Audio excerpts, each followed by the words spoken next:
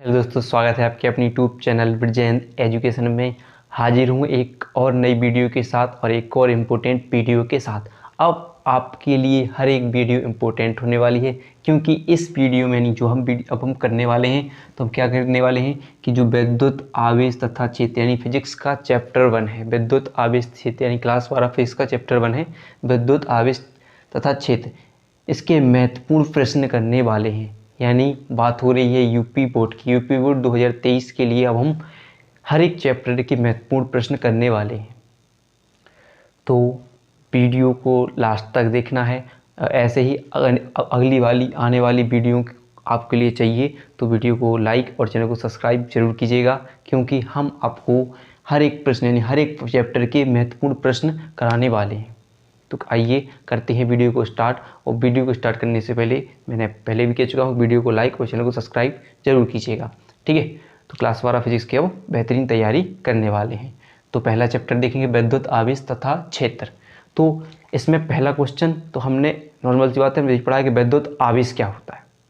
फिर जितने भी पढ़ेंगे सिर्फ मैं इम्पोर्टेंट क्वेश्चन कराने वाला हूँ इस वीडियो में, ठीक है। तो पहला तो हम देख लेंगे विद्युत आवेश, यानी इससे कुछ भी क्वेश्चन पूछा जाता है कि विद्युत आवेश क्या होता है, इसका मात्रा क्या होता है, इसकी विमा क्या होती है, कितने प्रकार का होता है, कुछ क्वेश्चन पूछ लिया जाएगा, ठीक है। तो चलिए देखते हैं पहला क्वेश्चन विद्युत आवेश। तो पहला कौन क्वेश्चन है, विद्युत आवेश, ठीक है। क्या क्वेश्चन है, विद्युत आवेश। तो विद्युत आवेश होता क्या है, अब जानिए। आपने पढ़ा होगा, ठीक है। विद्युत आवेश क्या कि किसी पदार्थ का वह गुण जिसके कारण कोई एक वस्तु दूसरी वस्तु को आकर्षित कर सकती है, वह गुण क्या होता है, आवेश कहलाता है। या कह सकते हैं किसी पदार्थ का वह गुण जिसके कारण वह विद्युत तथा चुंबकीय प्रभाव उत्पन्न या अनुभव किए जाते हैं, क्या कहलाता है, वह आवेश कहलाता है। जिसके कारण क्या करते हैं कि विद्युत तथा चुंबकीय प्रभाव का अनुभव किया जा सकता है, क्या कहलाता है, आवेश कहलाता है। यानी अगर आप परिभाषा लिखेंगे तो किसी पदार्थ का वह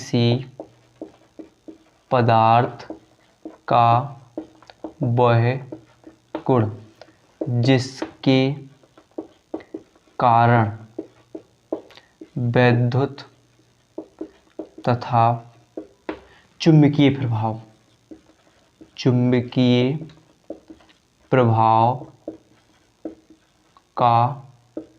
चुंबकीय प्रभाव का अनुभव या चुंबकीय प्रभाव उत्पन्न किया जाता है, क्या कहलाता है, विद्युत आवेश कहलाता है। यानी कह सकते हैं कि ऐसा पदार्थ यानी जिसके कारण कोई वस्तु अन्य वस्तु को क्या कर ले, आकर्षित करने का गुण आ जाए, वो क्या होता है, आवेश होता है। जैसे हमने पढ़ चुके हैं कि अगर सूखे बालों में पेन को रगड़ने पर और वह क्या करे, कागज़ की टुकड़ी को अगर हम उसके पास ले जाएं तो वह कागज़ क्या होगा, उस पर कौन सा चिपक जाएगा। यानी वही क्या है, वो चिपका रहा है, वो क्या है, आवेश है। यानी कौन सा, देखिए कि दो चीज़ ध्यान रखिए। यहाँ पर क्या बता रहा है कि क्या करेंगे, किसी पदार्थ का वह गुण जिसके कारण वो क्या कर सकता है, विद्युत तथा चुंबकीय प्रभाव उत्पन्न या अनुभव करता है, अनुभव किया जाता है। चुंबकीय प्रभाव या विद्युत प्रभाव का अनुभव किया जा सकता है, तो क्या कहलाता है, वह विद्युत आवेश किया जाता है। इसी बात की जाए तो हम किसे Q से प्रदर्शित करते हैं, किससे प्रदर्शित करते हैं,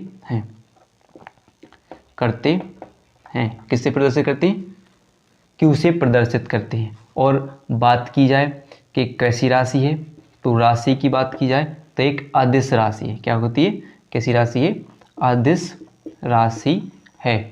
और बात की जाए मात्रक किसकी, तो मात्रक क्या होता है, आवेश का मात्रक क्या होता है, कूलाम। और इसकी विमा, अब विमा देखिए, विमा क्या होती है, AT। और AT किससे निकलती है, इसके लिए एक सूत्र होता है Q बराबर IT। किससे निकलती है, Q बराबर IT से निकलती है, ठीक है। पदार्थ क्या होगा जिसके कारण क्या कर सकते हैं, कोई अन्य वस्तु, एक वस्तु के कारण किसी अन्य वस्तु को क्या कर सकते हैं, आकर्षित करते हैं, क्या कहलाता है, आवेश कहलाता है। आवेश को किससे, Q से प्रदर्शित करते हैं। राशि कैसी है, एक अधिक राशि है। मात्रा क्या है, कूलाम होता है। विमा क्या होती है, AT। और AT किससे निकलती है, Q बराबर IT से। I का मात्रा क्या होता है, A। समय का मात्रा क्या होता है, T, जिससे हम लिख देते हैं AT। अब बात की जाए प्रकार की, तो आवेश के प्रकार की बात की जाए तो प्रकार कितने प्रकार का होता है, आवेश कितने प्रकार का होता है, 2 प्रकार का होता है। आवेश कितने प्रकार का होता है, 2 प्रकार का होता है। आवेश कितने प्रकार का होता है? 2 प्रकार का। पहली बात की जाए, एक तो धनावेश और एक क्या होता है? ऋणावेश। ठीक है, ऋणावेश। एक होता है धनावेश और एक क्या होता है? ऋणावेश होता है। ठीक है, तो अगर पूछ जाए कि आपसे, आप क्या बताएंगे कि धनावेश क्या होता है? ठीक है, क्या होता है? धनावेश क्या होता है? तो धनावेश की बात की जाए तो हमें हल पड़ा, इससे हमें एक आध उदाहरण पढ़ेंगे। जैसे हमने पूछा एक आध उदाहरण आवेश का, हमने क्या किया, कांच की छड़ को किससे रगड़ा? रेशम या ऊन से रगड़ा। कांच पर क्या है? धन आवेश है। कांच पर क्या है? धन आवेश है। और इस पर क्या है? इस पर हमने क्या है? इस पर रगड़ा। तो इस पर रगड़ने से क्या होगा? एक इलेक्ट्रॉन चार्ज उत्पन्न होगा, यानी ये ऋणावेश हो गया, ये धनावेश हो गया। यानी एक धनात्मक छड़ है और एक ऐसी ऋणात्मक छड़ है। और इस पर रगड़ने पर क्या होते हैं? इसमें उपस्थित इलेक्ट्रॉन किसकी ओर चले जाते हैं? रेशम में चले जाते हैं। तो क्या होता है कि इससे इसमें इलेक्ट्रॉनों की कमी होती है और इसके पास इलेक्ट्रॉन आ जाते हैं, तो इसमें क्या होती है? इलेक्ट्रॉन की अधिकता होती है। यानी वही कह सकते हैं कि इलेक्ट्रॉन की कमी, ऐसा कह सकते हैं। ठीक है, इलेक्ट्रॉन की कमी के कारण उत्पन्न आवेश, इलेक्ट्रॉन की कमी के कारण उत्पन्न आवेश को क्या बोलेंगे हम? धन आवेश। क्योंकि देखिए कि धन से क्या हुआ, इलेक्ट्रॉन निकलकर ऋण सिरे की ओर चले गए, तो क्या होगा? इसमें क्या होगी? इलेक्ट्रॉन की कमी होगी, इसके पास क्या हो जाएगी? इलेक्ट्रॉन की अधिकता। तो क्या लिख देगी? इलेक्ट्रॉन की अधिकता के कारण उत्पन्न आवेश को क्या बोलेंगे हम? ऋण आवेश कहेंगे। तो क्लियर है क्या होगा कि आप किसी पदार्थ का वैगुण, इसके कारण उसमें क्या होता है? विद्युत तथा चुंबकीय प्रभाव का अनुभव किया जा सकता है या उत्पन्न किया जा सकता है। क्या कहलाता है? आवेश कहलाता है। आवेश को क्यू से लिखते हैं। उसका एक ऐसी राशि है, एक अदिश राशि है। और मात्रा की बात की जाए तो इसका मात्रा क्या होता है? कूलाम। और विमा क्या होती है? एटी। प्रकार की बात की जाए तो आवेश 2 प्रकार की होती है, एक ऋणात्मक आवेश और एक धनात्मक आवेश। धनात्मक आवेश की बात की जाए तो इलेक्ट्रॉन की कमी के कारण उत्पन्न आवेश को धनात्मक आवेश, इलेक्ट्रॉन की अधिकता के उत्पन्न कारण का बोलेंगे ऋणात्मक आवेश बोलेंगे। ठीक है, अब अगले इंपॉर्टेंट क्वेश्चन की ओर बढ़ते हैं। अब कोई से पूछ लीजिए, आपसे पूछा जाए कि अब विद्युत आवेश कैसी राशि है, तो क्या बोलेंगे? अदिश राशि है। विद्युत आवेश का मात्रक क्या होता है, तो आप लिखेंगे कूलाम। विमा क्या होती है? एटी। ये आवेश पूछ लिया जाए तो ये लिख सकते हैं। तो मतलब एक कहीं भी विकल्प में आपके लिए बन सकता है। ठीक है, चलिए तो देखते हैं अगला क्वेश्चन और इसे करते हैं साफ। चलिए तो देख लेते हैं प्रश्न नंबर 2 यानी दूसरा। तो क्या होगा? अब प्रश्न नंबर दूसरा देखते हैं। तो प्रश्न नंबर आपका होगा दूसरा। तो क्या होगा? आवेश संरक्षण का नियम। क्या होगा? आवेश संरक्षण का नियम। अब अभी हाल अपने क्या पढ़ा कि जो कांच की छड़ है और उसे हमने किस पर रगड़ा? रेशम पर रगड़ा। तो जितने कांच की छड़ पे जितने इलेक्ट्रॉन थे वे रेशम पर आ गए। यानी जितने कांच पर इलेक्ट्रॉन थे और उतने ही क्या है? रेशम पर क्या है? इलेक्ट्रॉन। यानी दोनों पर इलेक्ट्रॉन कितने होंगे? बराबर होंगे। यानी उतने ही जितने इलेक्ट्रॉन इस पर उत्पन्न हुए इतने ही इलेक्ट्रॉन इसके पास ग्रहण कर लिए गए। यानी इलेक्ट्रॉन क्या है? इसमें बराबर है। तो इससे बात होती है कि आवेश को ना तो इसमें ये बताया गया था, बेंजामिन फ्रैंकलिन ने इसे बताया कि किसने दिया था? यह नियम किसने? बेंजामिन फ्रैंकलिन ने दिया था। इन्हें बताया कि आवेश को ना तो उत्पन्न किया जा सकता है ना ही नष्ट किया जा सकता है। आवेश को केवल एक रूप से दूसरे रूप में परिवर्तित किया जा सकता है। जैसे यहाँ पर देख सकते हैं, धनावेश को ऋणावेश में रिडक्शन, यानी इसमें उपस्थित जितने भी इलेक्ट्रॉन निकले इसके द्वारा उतने ही इलेक्ट्रॉन ग्रहण किए गए। तो क्या होगा? इस नियम के अनुसार किसने दिया था? ये पहले तो बात की जाए कि बेंजामिन फ्रैंकलिन। ठीक है, फ्रैंकलिन ने दिया था। इनके अनुसार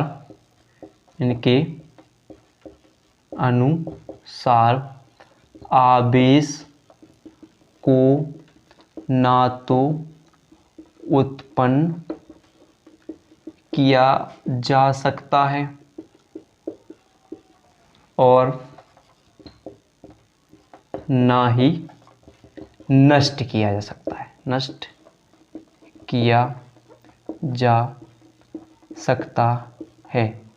इसे केवल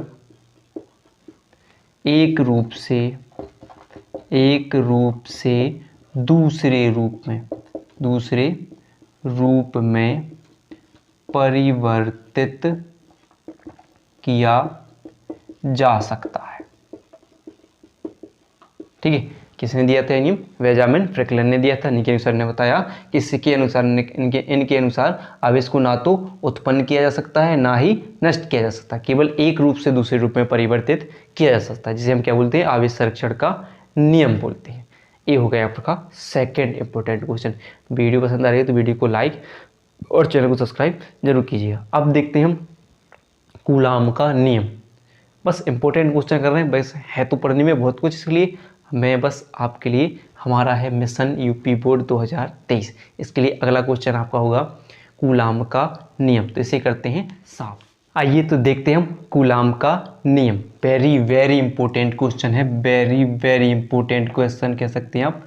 ठीक है, वेरी इंपॉर्टेंट है यूपी बोर्ड के लिए। तो आइए देखते हैं।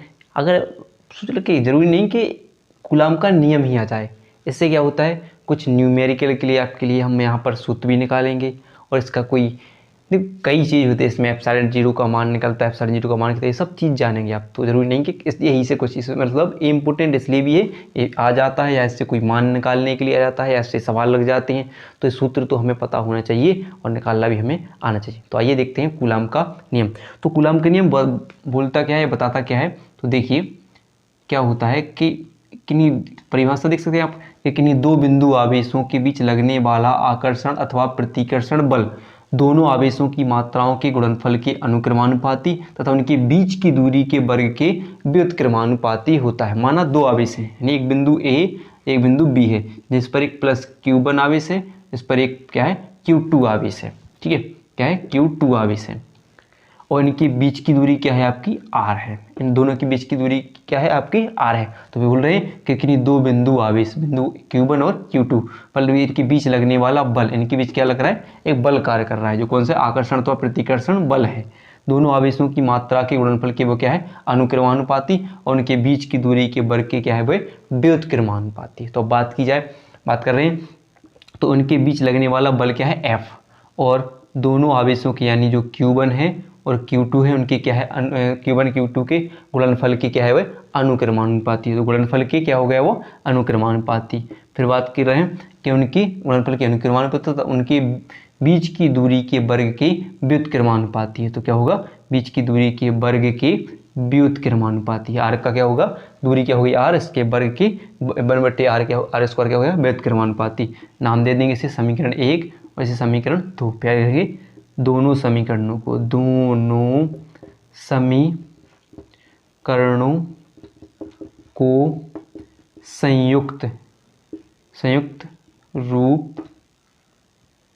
संयुक्त रूप से लिखने पर, क्या लिखेंगे हम, दोनों समीकरणों को मिलाकर लिखने पर, तो क्या होगा F अनुक्रमानुपाती Q1 Q2 और नीचे क्या हो जाएगा आपका R स्क्वायर। अगर हम अनुक्रमानुपाती का चिन्ह हटा दें तो क्या हो जाएगा, बराबर में क्या आ जाएगा K, Q1 Q2 बटे R स्क्वायर।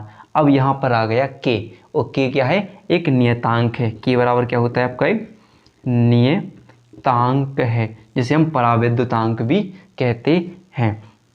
बात की जाए कि K की, तो K का क्या होगा, K का अपना एक मान होता है, जैसे बोलते हैं 1/4 पाई एप्सिलॉन 0 इसका मान होता है। अगर एप्सिलॉन 0 का और मान निकालना हो तो क्या होता है 9 × 10⁹ इसका मान होता है।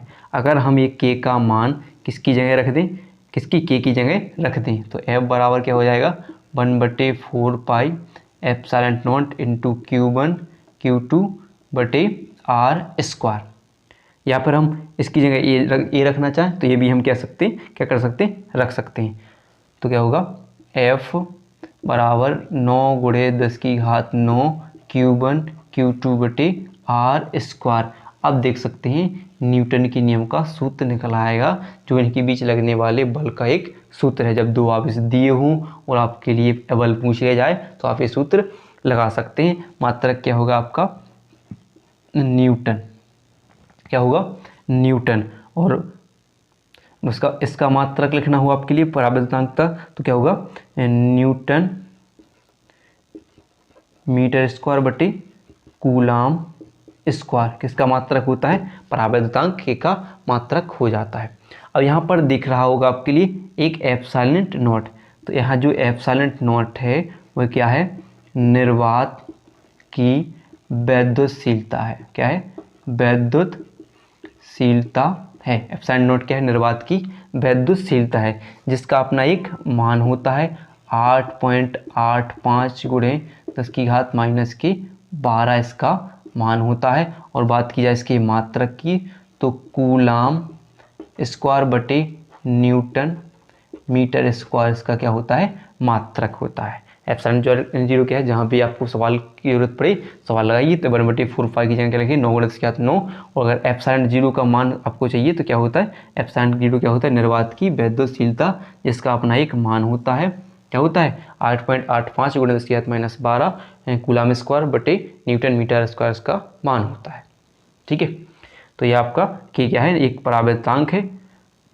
ठीक है, अगर परावैद्युतांक की और भी परिभाषा देखिए तो के बराबर होता है, के बराबर एप्सिलॉन बटे एप्सिलॉन नॉट, यानी वैद्युतशीलता यानी माध्यम की वैद्युतशीलता बटे निर्वात की वैद्युतशीलता। तो माध्यम की वैद्युतशीलता बटे निर्वात की वैद्युतशीलता के अनुपात को क्या बोलते हैं, परावैद्युतांक कह सकते हैं। ठीक है, तो ये हो जाएगा आपके कूलाम का नियम का निर्धारण। कूलाम के नियम क्या होगा कि दो बिंदु आवेशों के बीच लगने वाला आकर्षण अथवा प्रतिकर्षण बल दोनों आवेशों की मात्राओं के गुणनफल के अनुक्रमानुपाती तथा उनके बीच की दूरी के वर्ग के व्युत्क्रमानुपाती होता है। और हमने इसका सूत्र निकाल लिया, उस पर लगने वाले कूलाम के नियम पर लगने वाले बल के सूत्र ये आपका हो जाएगा।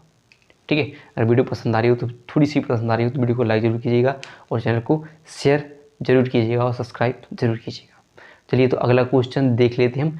विद्युत क्षेत्र की क्या देखते हैं, विद्युत क्षेत्र जानते हैं, फिर डालेंगे अपन विद्युत बल रेखाएं और विद्युत क्षेत्र की तीव्रता। तो चलिए देखते हैं पहले विद्युत क्षेत्र क्या होते हैं, वैसे ही करते हैं साफ। आइए तो अगले क्वेश्चन देख लेते हैं, विद्युत क्षेत्र। ठीक है, विद्युत क्षेत्र होता क्या है, तो ये भी वेरी इंपॉर्टेंट क्वेश्चन है। ये भी सब इंपॉर्टेंट क्वेश्चन जो बन जाते हैं। फिर अगला पढ़ेंगे विद्युत बल रेखाएं, ये भी इंपॉर्टेंट क्वेश्चन है। विद्युत बल रेखाओं से ज़्यादा इसके गुण पूछ लिए जाते हैं कि विद्युत बल रेखाओं के 2 गुण या 4 गुण लिख लीजिए, तो आपके लिए लिखने के लिए आ जाते हैं। तो पहला देखेंगे कि विद्युत क्षेत्र क्या होता है। तो आप विद्युत क्षेत्र की परिभाषा देखते हैं कि किसी आवेश या आवेश समुदाय के चारों ओर का वह क्षेत्र जिसमें कोई अन्य आवेश विद्युत बल का अनुभव करता हो उसे क्या बोलते हैं, विद्युत, यानी वो क्या कहलाता है, विद्युत क्षेत्र कहलाता है। यानी किसी आवेश अथवा आवेश समुदाय के चारों ओर का वह क्षेत्र जहाँ पर किसी अन्य आवेश को लाने पर वह कैसे आकर्षण या प्रतिकर्षण बल का अनुभव, यानी कोई किसी एक बल का अनुभव करता हो, क्या कहलाता है, विद्युत क्षेत्र कहलाता है। जैसे यहाँ पर एक जो अलग क्वेश्चन है इसके द्वारा हम इसको देखते हैं। जैसे उसने बताया कि विद्युत बल रेखाएं क्या होती हैं। अब क्वेश्चन पूछ लिया विद्युत बल रेखाएं क्या होती हैं, तो इंपॉर्टेंट क्वेश्चन हो जाएगा कि विद्युत क्षेत्र में खींचा गया वह काल्पनिक निष्कोण वक्र जिस पर एक स्वतंत्र एवं एकांक धनावेश चलता है, जैसे किसी विद्युत क्षेत्र को विद्युत बल रेखाओं द्वारा प्रदर्शित किया जाता है। अब देखिए विद्युत क्षेत्र की बात करें कि क्या बात किया है कि एकांक धनावेश चलता है। क्या करें, विद्युत क्षेत्र में खींचा गया वह काल्पनिक एवं निष्कोण वक्र, विद्युत क्षेत्र क्या हो गया, जैसे मान लीजिए हमने क्या बनाया प्लस और ये क्या हो गया माइनस। अगर इससे रेखाएं निकल रही हैं, किससे रेखाएं क्या होती है, हाल पढ़ा है हमने कि हमेशा क्या होता है, धनावेश के क्या है इलेक्ट्रॉन को क्या है त्यागता है और ये क्या करते हैं, ग्रहण कर लिया जाता है। ये क्या क्या बन रहा है यहाँ पर देख सकते हैं हम, इनको क्या करना है, ग्रहण कहला। ये क्या कहला है, विद्युत क्षेत्र। और यहाँ पर क्या लिखें कि विद्युत क्षेत्र में खींचा हुआ काल्पनिक एवं निष्कोण वक्र, अगर बात की जाए काल्पनिक एवं निष्कोण वक्र की तो ये प्लस और ये हो गया माइनस। निष्कोण वक्र जिस पर एक स्वतंत्र एवं एकांक धनावेश, जिस पर क्या करता है, जिस पर एक स्वतंत्र एवं एकांक धनावेश चलता है। धनावेश क्या होता है, यहाँ से निकलकर कहाँ की ओर जाता है, किसकी ओर जाता है, ऋणायन की ओर जाता है। तो यहाँ से इलेक्ट्रॉन धनायन निकलकर किसकी ओर निकल रहे हैं, किसकी ओर जाते हैं, इलेक्ट्रॉन की ओर, ऋणायन की ओर जाते हैं। तो क्या कहलाता है, क्या कहलाता है, क्या कहलाती है, विद्युत बल रेखाएं जो हमेशा कहाँ से धनायन से निकलकर ऋणायन पर समाप्त हो जाती हैं। तो क्या है कि विद्युत क्षेत्र में खींचा गया वह काल्पनिक एवं निष्कोण वक्र जिस पर क्या चलता है, एकांक धनावेश चलता है। क्या चलता है, धनावेश चलता है, वो क्या कहलाती हैं, विद्युत बल रेखाएं कहलाती हैं। और कह सकते हैं किसी भी विद्युत क्षेत्र को किसके द्वारा प्रदर्शित किया जा सकता है, विद्युत बल रेखाओं के द्वारा प्रदर्शित इनके द्वारा क्या करना है, मतलब प्रदर्शित किया जाता है। यहाँ पर ऋणायन पे क्या होगी, इनके द्वारा ग्रहण त्यागे गए इलेक्ट्रॉन को इनके द्वारा क्या किया जाएगा, ग्रहण किया जाएगा। क्या कहलाएगा भाई, वैद्युत क्षेत्र। और यहाँ पूरी जिसकी चारों ओर का समुदाय है, सारे चारों ओर का एरिया है, वहाँ पर एक क्या करेगा, बल काम करेगा जो किसी वस्तु को आकर्षित करने का। यानी यहाँ पर क्या उत्पन्न हो गया, एक आवेश उत्पन्न हो गया जिस पर एक बल काम कर रहा है जो किसी भी चीज़ को आकर्षित करने का कार्य कर सकता है।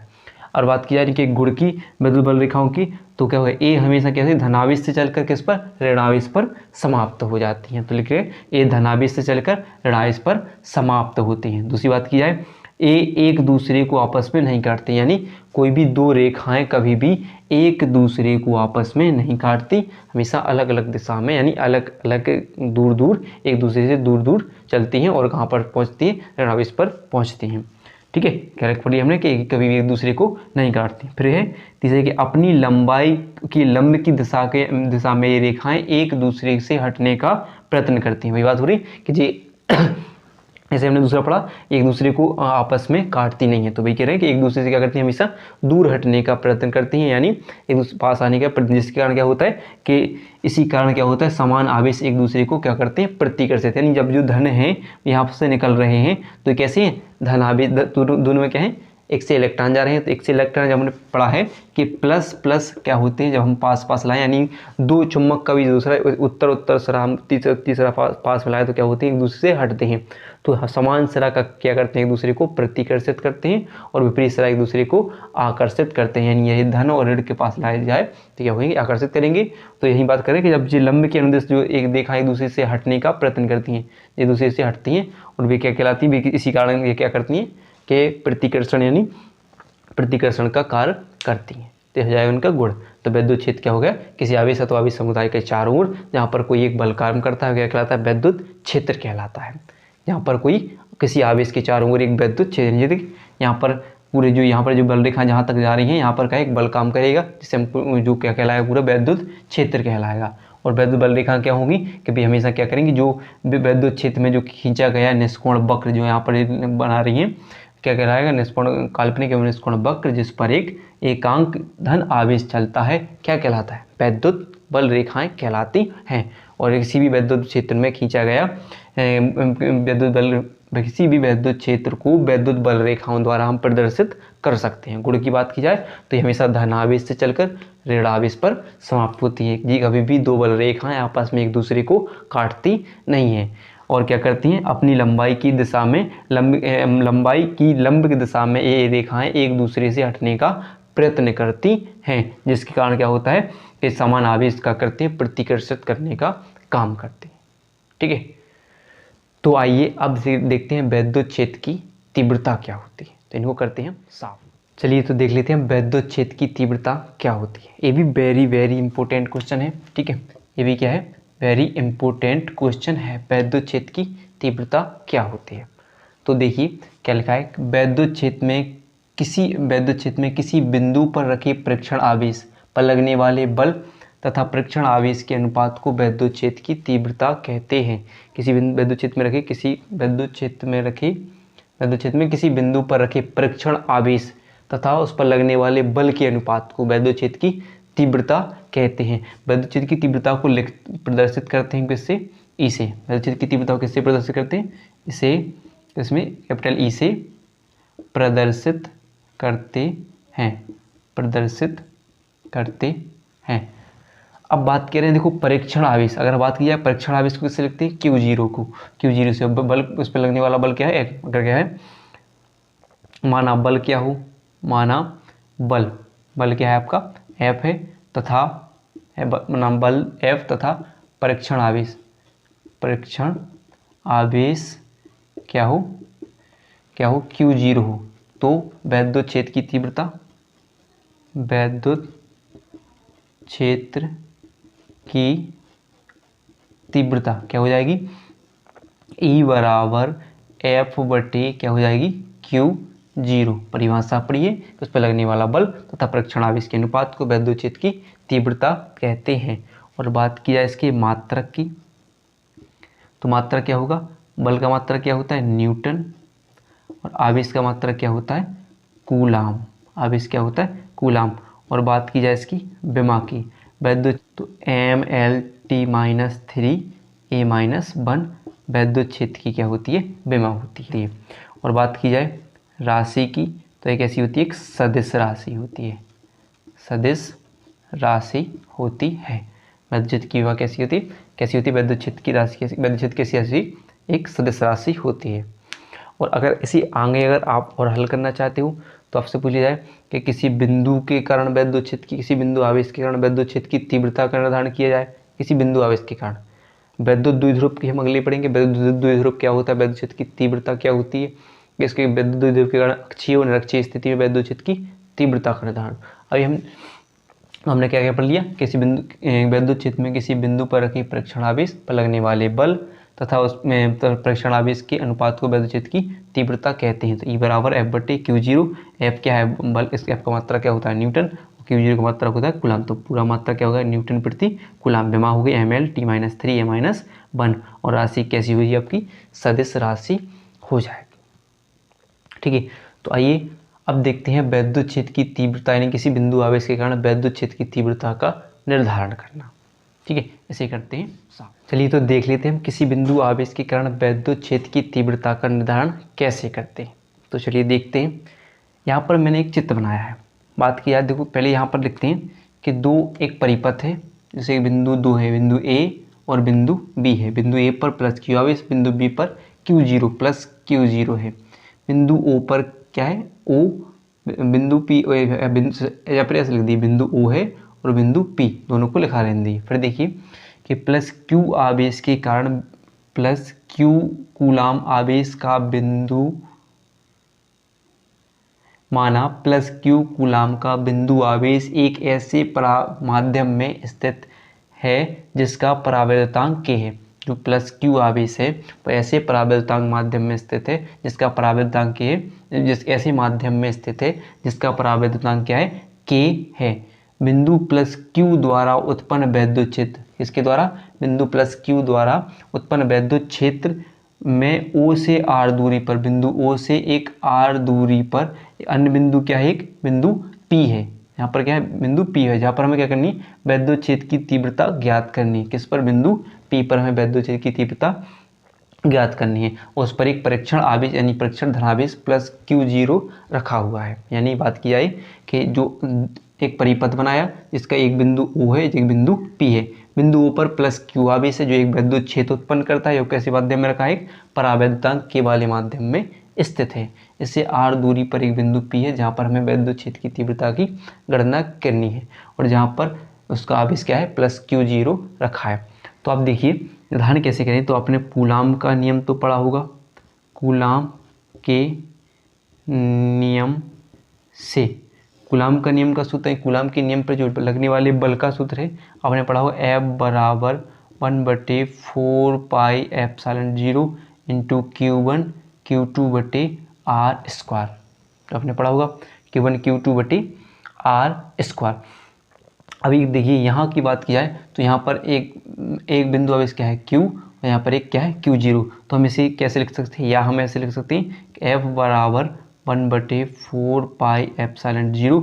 और बात की जा रही है कौन से माध्यम में रखी, परावैद्युतांक के माध्यम में स्थित है, इंटू Q1 की जगह क्या लिख देंगे हम, Q, और Q0 की जगह क्या लिख देंगे, सॉरी Q2 की जगह क्या लिख देंगे, Q0, और क्या लिखेंगे, R²। अब देखिए ये बना लिया, इसे नाम दे दीजिए समीकरण 1। अब देखिए वैद्युत क्षेत्र की तीव्रता का सूत्र, अपने वैद्युत क्षेत्र की तीव्रता की परिभाषा से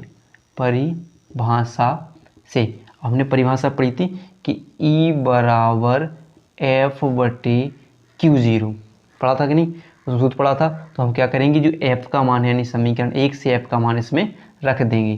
तो E बराबर क्या हो जाएगा आपका, 1/4 पाई एप्सिलॉन0 K इंटू क्या रखेंगे, Q, और Q0 बटे क्या होगा, R² इंटू क्या रहेगा आपका, Q0। तो Q0 से क्या हो जाएगा, Q0 कट जाएगा, यानी अब बचा क्या है आपका, तो E बराबर 1/4 पाई एप्सिलॉन0 K इंटू Q/R²।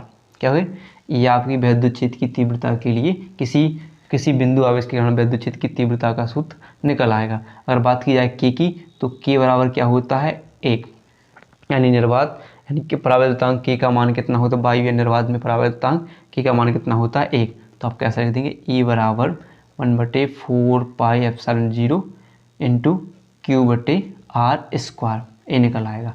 और भी निकालना चाहते हो तो हमने पहले बताया कि 1/4πε0 का मान कितना होता है 9 × 10⁹ इंटू Q/r²। मात्रा क्या होगा न्यूटन, ठीक है, मात्रा क्या होगा न्यूटन प्रति कूलाम, इसका मात्रक हो जाएगा। बस सिंपल संधारण है, ठीक है। अब वीडियो को करते हैं यहीं पर समाप्त। अगर वीडियो पसंद आई हो तो वीडियो को लाइक और चैनल को सब्सक्राइब करना ना भूलें। वीडियो देखने के लिए आपका बहुत बहुत धन्यवाद।